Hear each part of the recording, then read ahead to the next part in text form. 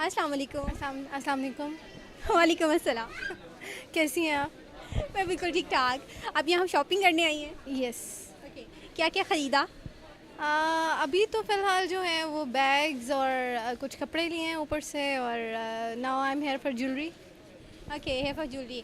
Nice. तो आप हमारे शौक की वजह से अपने किसी प्यारे को या मतलब किसी भी ऐसे बंदे को जिससे आप दिल से ईद मुबारक कहना चाहती हैं तो रिकॉर्ड करवा सकती हैं।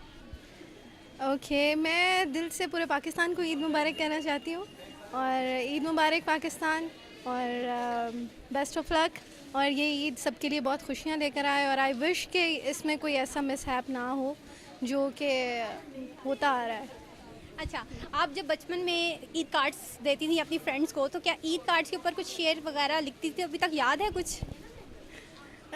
हाँ याद है, बल्कि वो आजकल जो है वो एक डिब्बे में केक, मेरी सहेली लाखों में एक, ये कुछ इस टाइप के होते थे, तो ये वाला एक याद है मुझे।